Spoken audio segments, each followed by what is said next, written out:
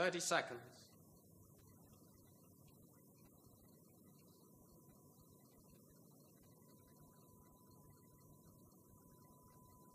20.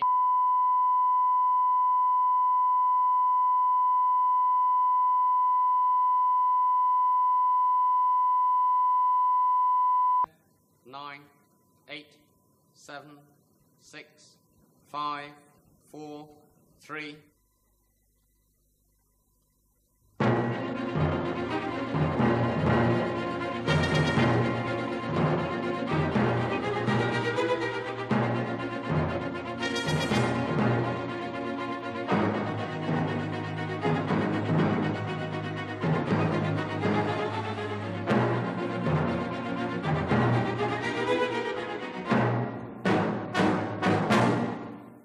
Good evening. The bomb isn't likely to drop, certainly not in the near future. Although the Russian invasion of Afghanistan has heightened tension between East and West, few believe that a nuclear war is imminent. But what the Afghan crisis has made us do is examine what preparations have been made to enable you and me, as opposed to government, to survive a nuclear attack. Britain's Civil Defence Corps was disbanded in 1968, and since then most people seem to have wanted to avoid the subject altogether. They think either that there'll be no nuclear war, or that no one will survive it. Both assumptions are questionable. In this film, we've attempted to find out how many could survive a nuclear attack, what life would be like after such a catastrophe, and what's being done to help us survive. You may find some of this film disturbing, but as long as we remain a likely target for attack, we must think about the unthinkable, if the bomb drops. After a nuclear war, the whole of Europe could become a vast uninhabitable desert. No industrial society, nothing that we would recognize as government, would survive. There would be a state of total anarchy, with all those who remained alive prey to bands of savage marauders, with disease rampant and violent death commonplace. In an all-out nuclear war, to use the word survival is idiotic. The apocalyptic words of General Sir John Hackett, former Commander-in-Chief of NATO's Northern Army Group. A catastrophe with untold loss of life, an inferno from which there will be no recovery. In the popular mind, if the results of nuclear war are to be so awesomely destructive, there is nothing to be gained by preparing for survival afterwards.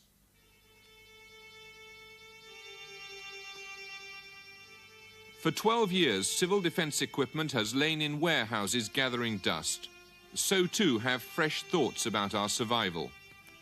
If war came tomorrow, most of us would die. With better preparations, most of us could survive.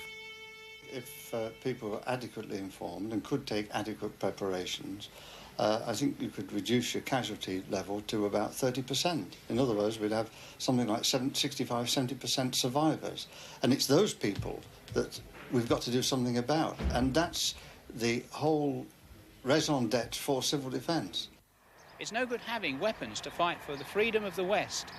And while our boys are dying at the front, the last thought they have is that the people back home are not going to survive either. So what's the point of the whole bloody mess?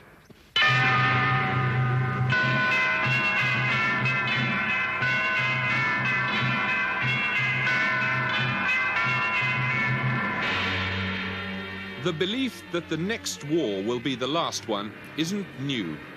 H.G. Wells's 1936 film, Things to Come, reflected contemporary military thinking when it showed the bomber as the ultimate weapon of destruction. Please keep still and listen. War has broken out suddenly. There may be an air raid. The streets will be dangerous. Do not assemble in crowds. Keep indoors. Go home. Those who are far from home can take refuge in the underground railways. Go home. Go home. Go home. Get out of the square. Get out of the streets. Go home and keep home. Do not go back. The film caused panic in the streets. 4 years later, when these scenes had become a reality, many of those who took to the shelters did so believing it was the end of civilization.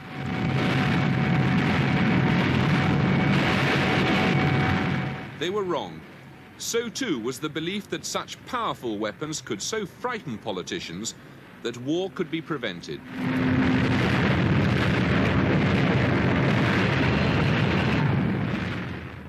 Today, after Afghanistan, the doomsday clock of the Association of Atomic Scientists stands at 7 minutes to midnight, closer to nuclear war than at any time since the two superpowers gained the bomb. The Soviet Union appears to believe that her civil defense program means that most of her people could survive.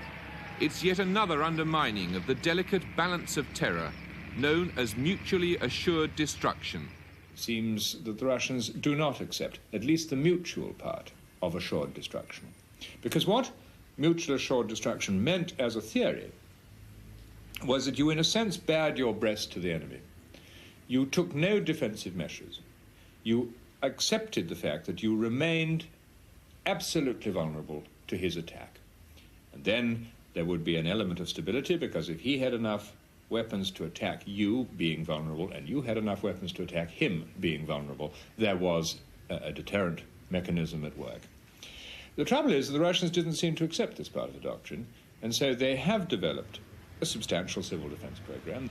They clearly think that they might come to the point of a strategic nuclear exchange, and then, if that were so, they want to lose less badly than the United States.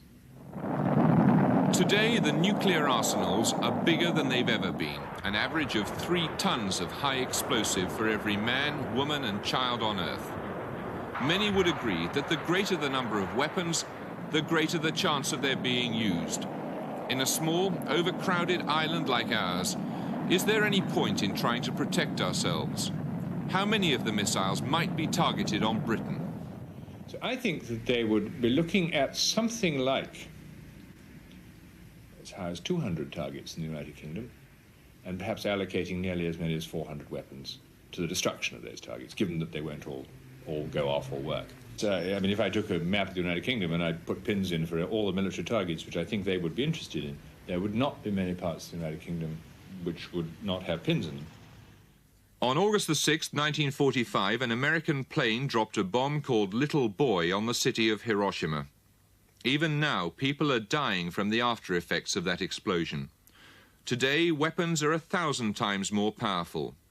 The common view is that if we don't all die immediately, radiation will kill us painfully over the years. Bruce Sibley is a scientist who has studied ways of coping with radiation.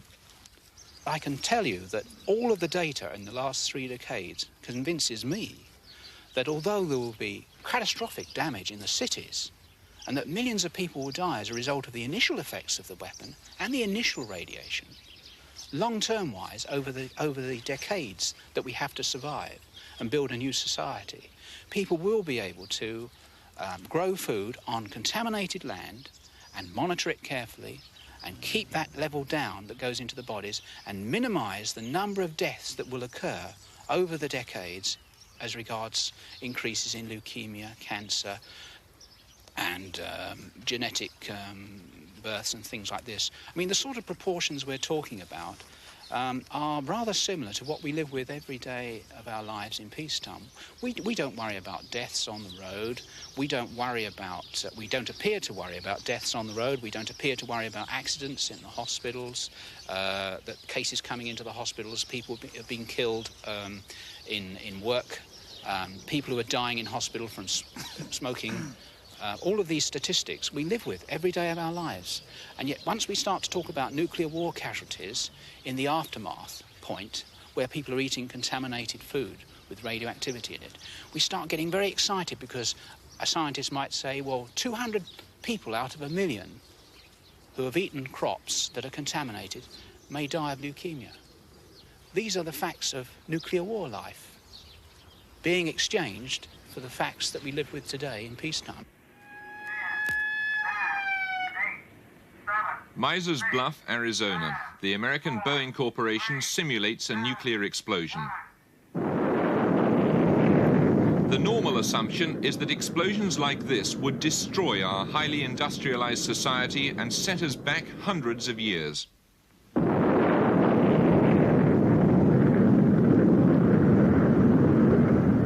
But in this experiment, only half a mile away, Boeing had buried some of the equipment which might be needed to start industry working again. In 4 days, a team of 8 men had dug it all up again and reassembled the factory. In spite of the closeness of the blast, most of the equipment was astonishingly unscathed. So protecting industry is possible, and the Russians estimate they can limit their civilian casualties to only 5%. Britain's precautions are somewhat further behind. Present planning does not envisage issue of the Anderson-type shelters that were issued in the last war. Now, doubtless, you've been regaled by many tales from your mothers and fathers about the hours they spent in Anderson shelters in the last war. At the Home Defence College at Easingwold near York, a briefing for the men who'll run Britain after the bomb. Well, it's thought that the transition to war, or a possible war, will start with a phase of international tension of some weeks. And during this period, such actions as do not appear provocative to an enemy or too disturbing to the general public will be put into effect. And for present planning purposes today, some 3 to 4 weeks is allowed for local authorities to implement their war emergency plans. This is the nub of Britain's civil defence policy.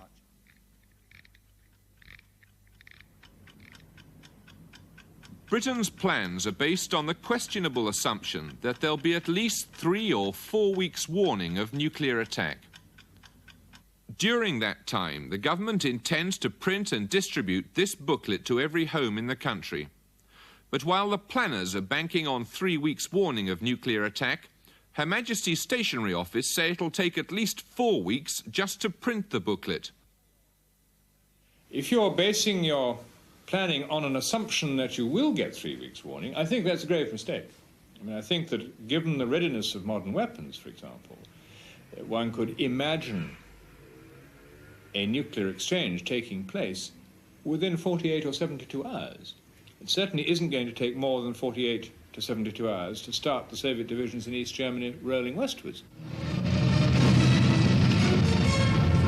In response to an urgent appeal by the freedom-loving peoples of Western Europe, the Red Army launched attacks to crush provocations by the aggressive NATO forces.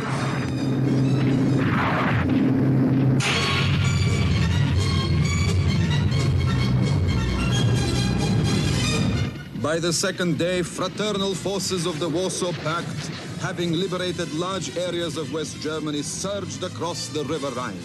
A lightning attack with nuclear war possibly only hours away would cut the ground from under Britain's civil defence. We have no plans for this situation. Only the most primitive advice could be issued to our unprotected population. On the third day, remnants of NATO air power launched barbarous and unprincipled bombing attacks on helpless civilian areas.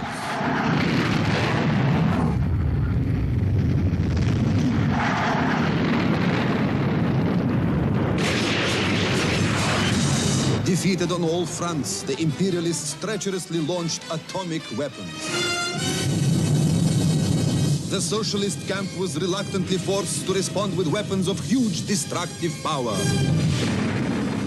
Surviving this depends upon information, and currently Britain's population is among the most ill-informed in Europe. 3 days before the feared attack, the government will order the broadcasting authorities to transmit a series of official films telling people what to do. These films are secret, but we have managed to obtain copies of them. They've never been seen before and won't be seen again until nuclear war is imminent. Their advice is intended to be reassuring. The time has now come to make everything ready for you and your family in case an air attack happens. This does not mean that war is bound to come, but there is a risk of this, and we must all be prepared for it.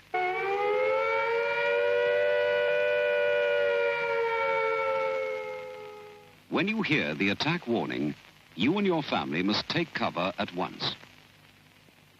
Do not stay out of doors. If you are caught in the open, lie down.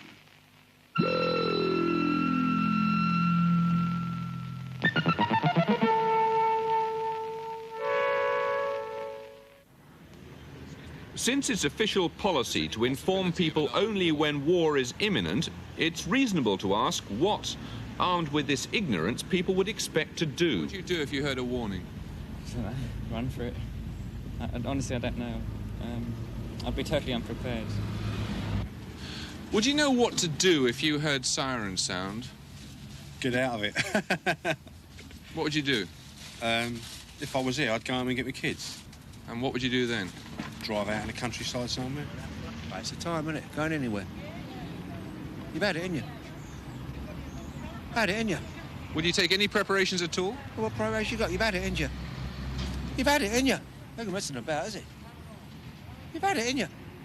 No good mess crying over spilt milk, is it? Well, what could you do? They haven't built shelters for anybody, have they? You've seen what's happened with the nuclear bomb, haven't you? The way it scatters everything, you won't stand a chance. Or you wind up with a lump in your trousers.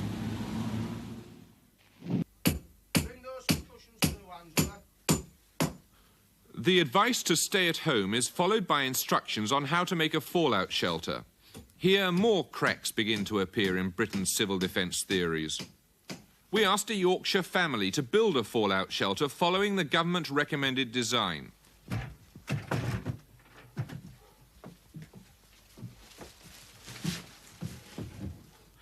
They found that it required 100 plastic bags or similar containers, access to a garden, the strength to dig and carry over a ton of earth, and floor joists strong enough to bear that sort of weight.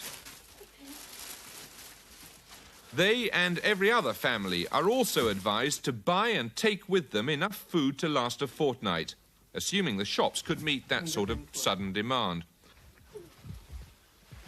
This is to be home at least for days and possibly weeks. Inside.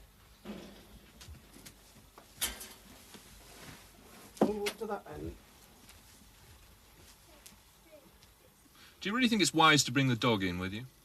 Well, with a 10-year-old daughter who thinks the world of the dog, we've no alternative. What do you think conditions will be like in here after a couple of weeks? Pretty good, I would say, but what can you do? If you leave your home, your local authority may take it over for homeless families. And if you move, the authorities in the new place will not help you with food, accommodation, or other essentials. You are better off in your own home. Stay there.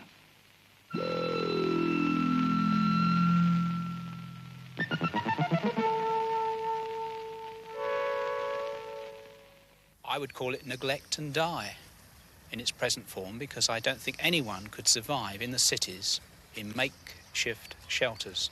It's absolutely preposterous to expect anyone to survive under those conditions. But with respect, I mean, the government wouldn't publish a book like that unless it had researched into its effectiveness. Well, I can tell you that I've worked in civil defence for some 25 years, and the literature that was being churned out in the 50s is practically the same as we now have in Protect and Survive. This idea of upturning a table and putting it against a wall and surrounding it with cushions and painting the windows white and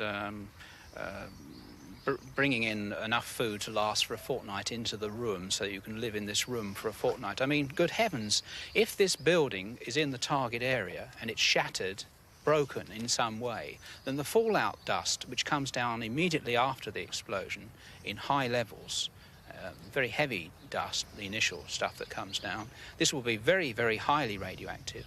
It will not be stopped by cushions, it will not be stopped by wood, and the people that are sheltering in that makeshift shelter will certainly be dead within a few days to a few weeks from radiation sickness.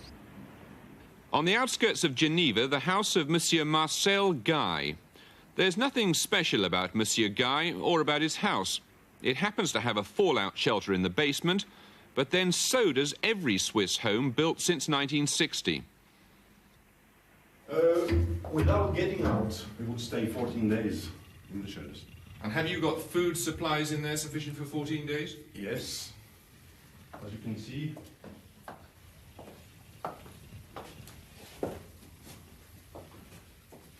It's not a... What have you got here, then? Well, oil, sugar, some spaghetti and so on, and frozen food, in here. What about the problem of ventilating an area like this with 6 people in it? You have here the ventilation system, which can be used without the filter which is here, or, if necessary, the air would go through the filter. And would that filter remove all radioactivity, for example, in the air? Yes, it will. It's made principally for this. What do you think conditions will be like down here if you had to spend a fortnight? Well, it's not the Ritz here, but I think that if you have the choice between living outside and die outside and living here, a little in small space, well, you just chose to live in here. Before any new house is built in Switzerland, shelter plans have to be approved by the local civil defence authority. Half the extra cost is paid by the government, and in another 10 years there'll be shelters for the entire population. The Swiss government estimates that the whole of their civil defence, including shelters and training people in the basic tasks like firefighting, costs about £10 per head per year. It is, of course, easy for a small, neutral and, above all, wealthy country to believe in civil defence. In this country, the Home Office is now reconsidering Britain's precautions. But here, the priorities are different. Why is it that we don't have a shelter policy in this country? Because of the enormous expense. It's simply too expensive? If you're talking about a communal shelter policy, yes. We're talking about billions and billions and billions of pounds.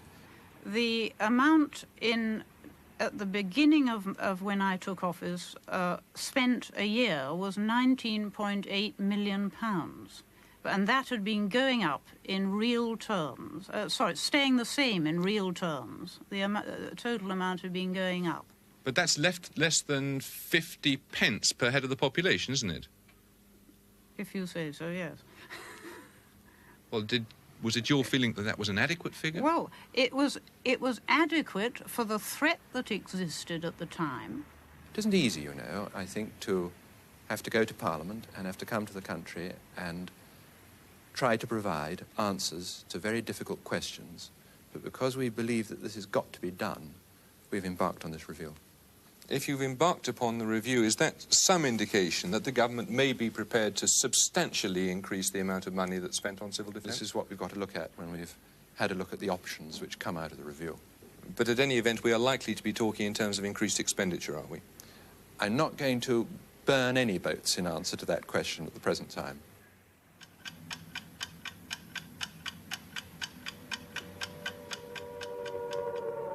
Immediately before an attack on Britain, the telephone lines carrying the speaking clock will be used to activate a network of 7,000 sirens scattered all over the country. Britain's early warning system is based on the 3 massive radar scanners at Fylingdales. It's the home of the 4-minute warning. Uncorrelated events, sir.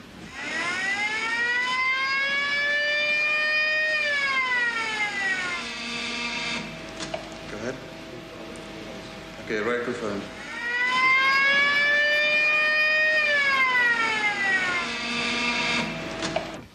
This is the senior duty officer. Confidence report now. Confidence report now. Sorry. UK alarm level 1, missile attack. Threat to US imminent.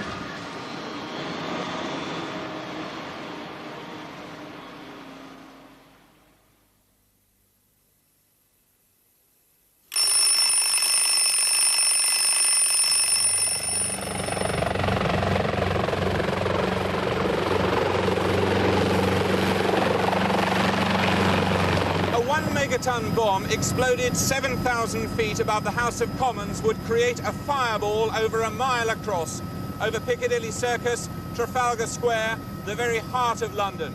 The fireball would last for approximately 10 seconds, reaching inside it temperatures of hundreds of thousands of degrees centigrade. Over an area for about a mile down as far as Vauxhall Bridge, there'd be winds of 700 miles an hour. And while some of the more substantial buildings might be left partially standing, they'd have shifted on their foundations. Anything else, any human beings, would have simply vanished.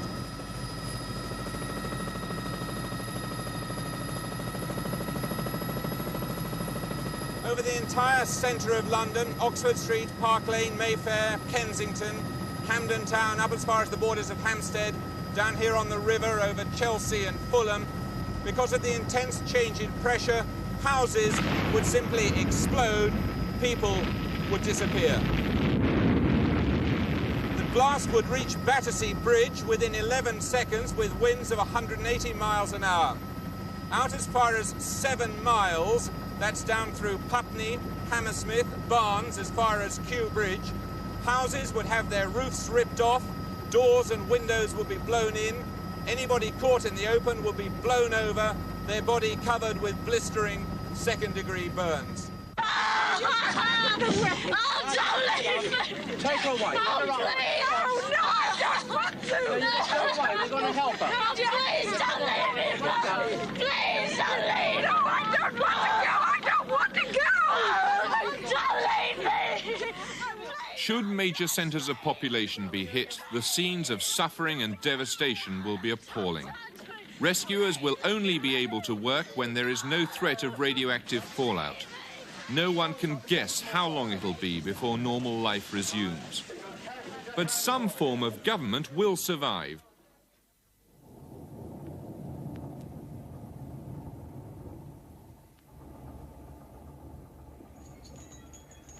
There are 2 guards stationed permanently outside an innocuous bungalow in the home counties, a building so secret we cannot show it.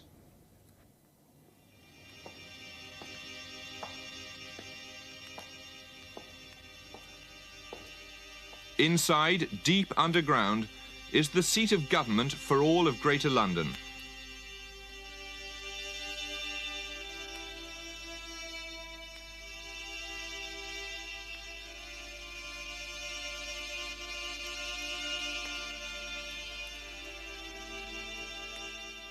"200 civil servants, soldiers, policemen and engineers have been designated to come here in time of war. After the attack, they'd attempt to carry on the business of government for weeks, possibly months. In the planners' jargon, this is known as a sub-regional control. Nuclear war will shatter national government.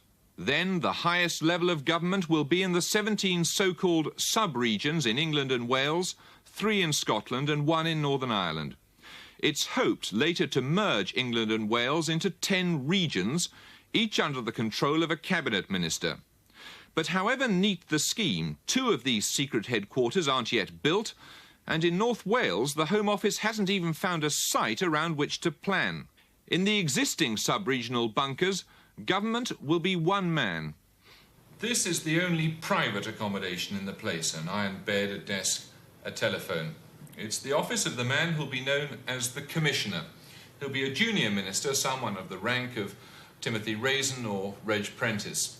By the time this office is occupied, Britain may be only hours away from nuclear attack. From this desk, the Commissioner, backed up by a team of Whitehall civil servants, will attempt to control what's left of the population of Greater London. Across the country, there'll be another 16 such commissioners, all of them with theoretical control over the police and the army, all of them effectively with the power of life or death.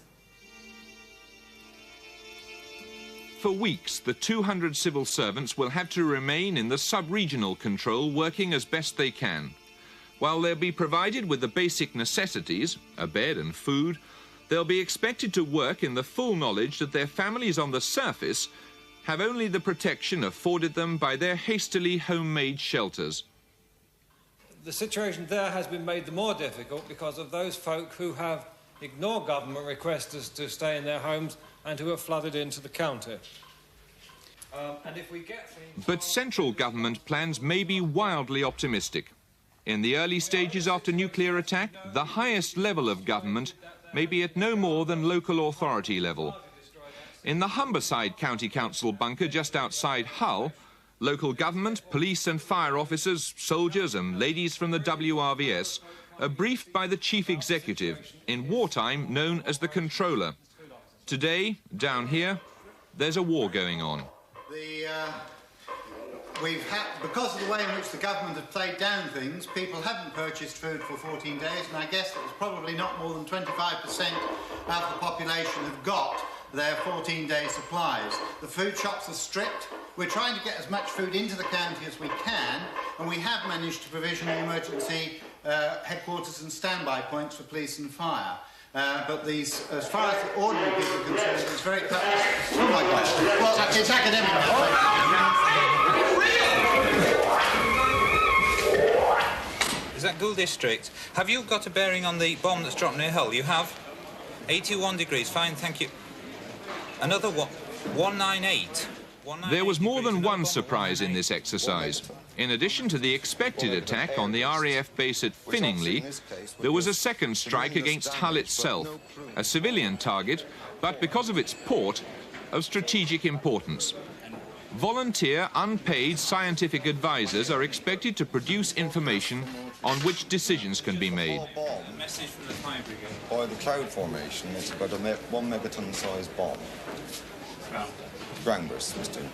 Right smack bang in the middle of Hull. Yes. So we should be calculating the blast rings shortly, Mr. Controller, to explain there's going to be extensive damage. Most of the inner city, the total city of Hull, I think, would be demolished at greater size. From what we know now, the fallout plume is going to go out towards the east coast, somewhere between Hornsea and Withensea, as the main area of high-risk fallout. Is that from the Finningley bombs? No, the winds are all blowing in that direction. The Finningley bomb. Well, if it's Finningley, we're not sure yet. We haven't got a cross-reference on there. We haven't got a confirmation on that. But it's somewhere down in that area. There are other bombs in this area. Yes, there's certainly another bomb down there somewhere. Can you give any time when the fallout? Yes. What we're forecasting is this. Within an hour. Within an Finningley hour. bomb is a ground burst or an air burst? We don't really know the full details of the bomb down there. We're just guessing that it's Finningley at the moment. It's pretty conclusive about the Hull bomb being a ground burst, Mr. Controller, because outside, I'm sad to say, gentlemen, but all our cars are a charcoal brown colour, and all our windscreens are gone, and adjacent housing around the station is on fire. There's a multitude of trees that have been demolished, so we're positive it's a ground burst weapon, 1 megaton size. So there's extreme damage outside of this control station. So this would explain why we felt the station shake at the time of the explosion. And this would mean that there is very little that one can do for Hull or its residents. In the end, it comes down to one man, a man with more power than he could ever have imagined, even in his grossest dreams or nightmares. Keith Bridge, a former accountant. How much power do you have as controller? As soon as the bomb goes off, total power, theoretically. That would include power over the police, fire brigade, all that sort of thing? Yes. And life and death. Powers of life and death? Yes. What does that mean? That if people were looting, it would be within my competence to instruct that they be executed. Would you expect that kind of situation to arise? It's quite possible. It's feasible. Does having that kind of power, total power, worry you? No. Not at all? No.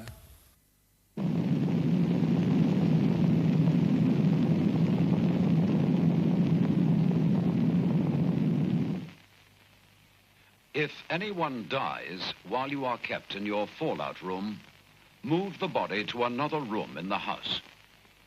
Label the body with name and address, and cover it as tightly as possible in polythene, paper, sheets or blankets. Tie a second card to the covering.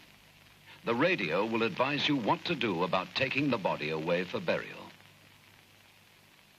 If, however, you have had a body in the house for more than 5 days, and if it is safe to go outside, then you should bury the body for the time being in a trench or cover it with earth and mark the spot of the burial.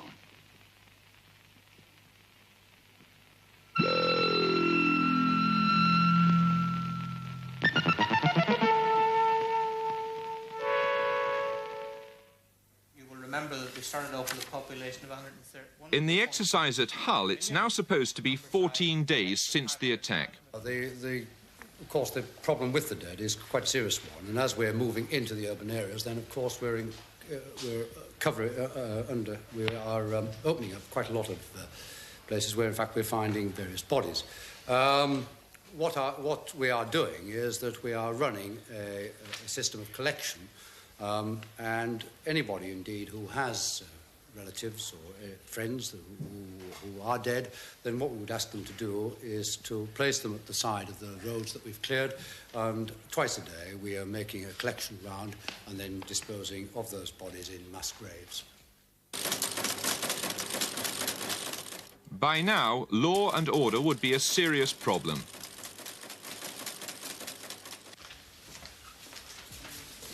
A message for the controller. A group of 30 survivors is heading for his headquarters demanding food. They'd already killed and looted and were heavily armed, although 4 of their number had been captured by police. Find the police chief and bring him here, please.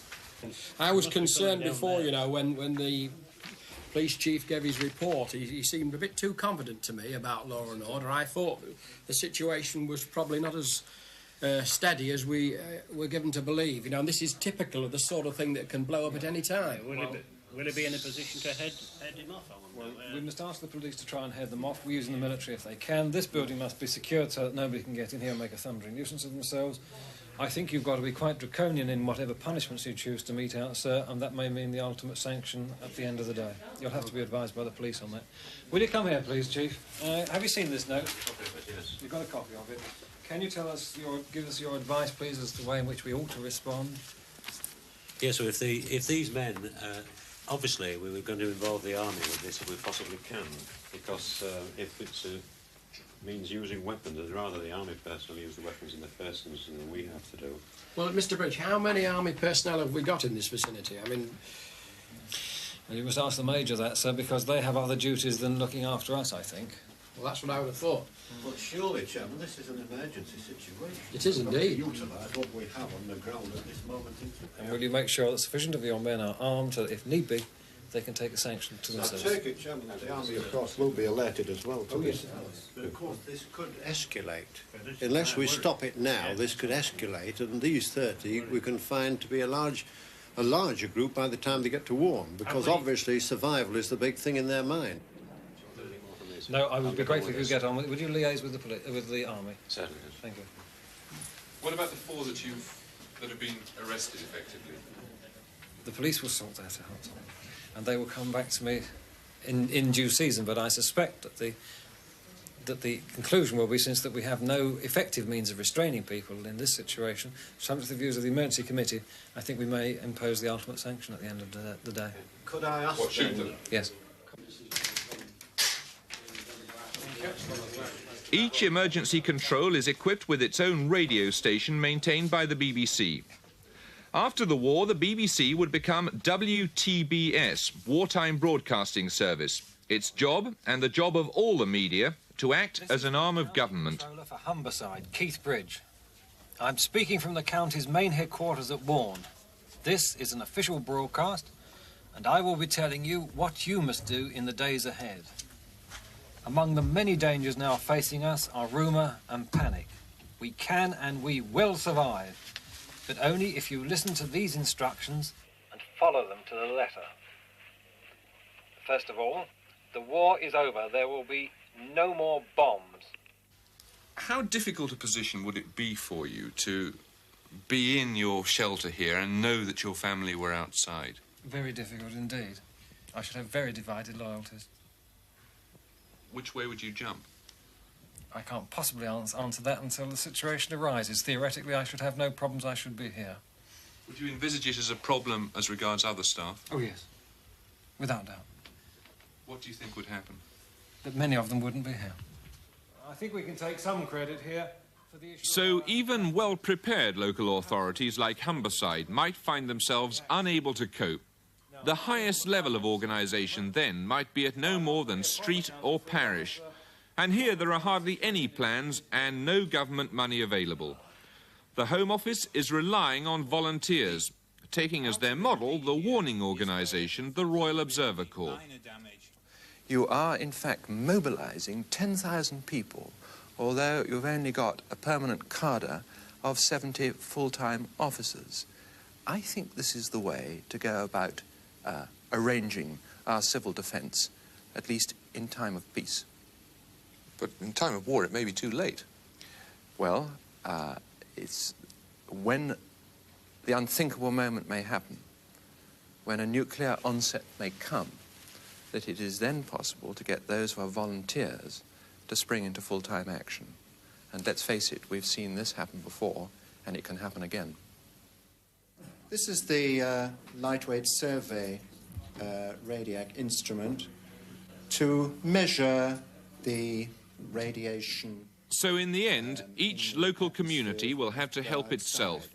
In Devon, volunteers are training in the use of radiation meters. Spot on the zero, just sort of move it around a little bit and bring it up to the zero position. Many of the Devon emergency volunteers are former members of the Civil Defence Corps and bitterly regret its passing. I really did believe in civil defence. I went round instructing people and persuading them to join civil defence, telling them that civil defence was necessary. And then suddenly civil defence wasn't considered to be necessary, and we all had egg on our faces. Do you believe that this kind of organisation is necessary now? Vital. Absolutely vital. And the price of freedom is eternal vigilance. Meet Major Tony Hibbert, leader of his own breakaway organisation.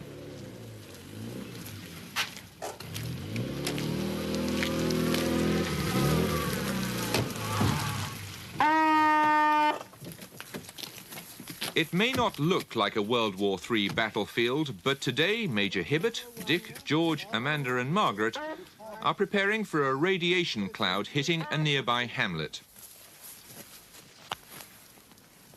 Zero reading. Good. Now check for clothing. Just tighten this up. George, yeah. Do this up. Okay, let's just check for...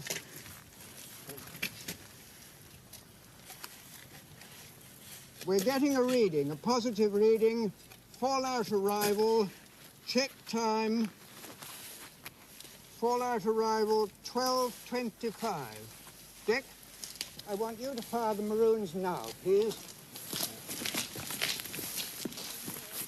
3 whistles, or bangs, is the warning for radiation.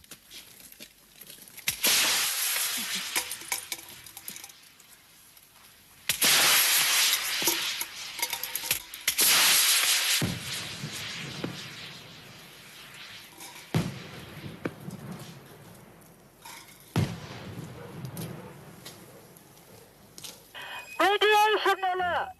Black warning! Radiation alert! Black warning! Take cover! Close all windows and stay in your core shelter until we tell you it's all clear. Good luck, all of you. Hurry! Hurry! Hurry! Radiation alert! Black warning! Radiation alert! Black warning! Take cover!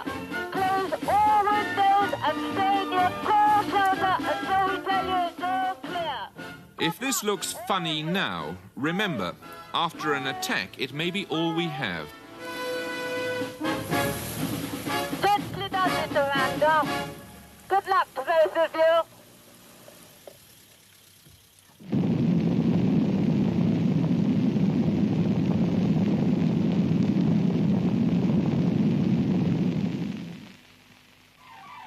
Fallout can kill, though you cannot see it, feel it, or smell it.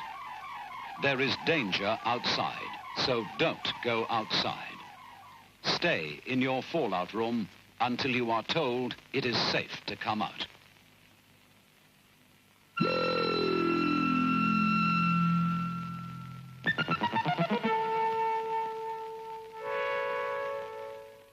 This is the last tin of beans Trevor, can you pass that, please? Yeah. We'll have to share it out, one spoonful each. For most, the real world after the bomb would be a grim business. After 2 weeks, food would be almost exhausted. There are over 100 government emergency food warehouses in Britain, but although stocked with essential foodstuffs, they don't add up to a balanced diet, and it might take 3 months to replenish them from elsewhere. The world will be changed utterly.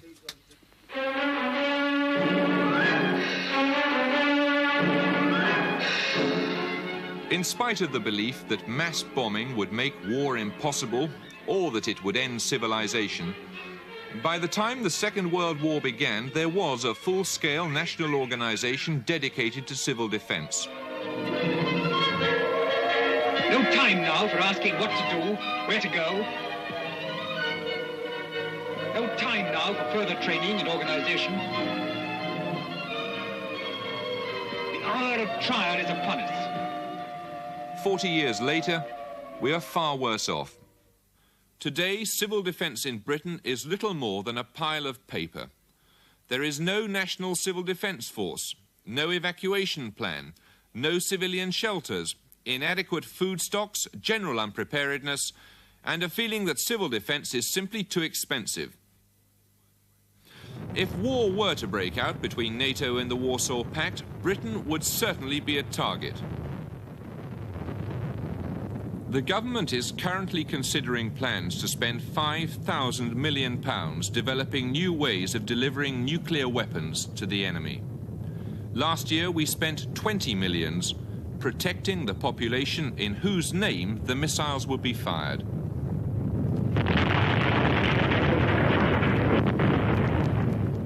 If we are concerned to defend the values that we have in this country, we want to convince anyone who might wish to take those things away from us that we'll fight. Now, if the only alternative is to use nuclear weapons or lie down and sham dead, that is an uncomfortable choice. If, on the other hand, we've shown that we're serious about our meaning to defend, and civil defence is a part of that, then I think we should do it. For that reason almost alone, as indicating will, intention, moral fibre, call it what you like. Because otherwise people may not in the end believe the threats that we make. It's extremely difficult to know to what extent you can increase the rate of people surviving by an increase in the expenditure of money. But if we're considering spending something like £5 billion on the next generation of independent deterrent, isn't it somewhat absurd to only spend £20 million on protecting the people in whose name those missiles will be fired? Well, look, it is precisely because these questions are being asked and the government realises that answers must be provided that we're holding the review that we are. At the moment, we're back to the old British system of ad hocery, really, of hoping for the best. And I think in modern terms, in terms of modern weapons, we just cannot muddle through as we've muddled through in the past. It just won't work. And our plans at the moment exist purely allowing us to muddle through and nothing else. And if we aren't able to muddle through? And if we aren't able to muddle through, then we'll descend into complete and utter chaos and anarchy. And that would be the end of everything.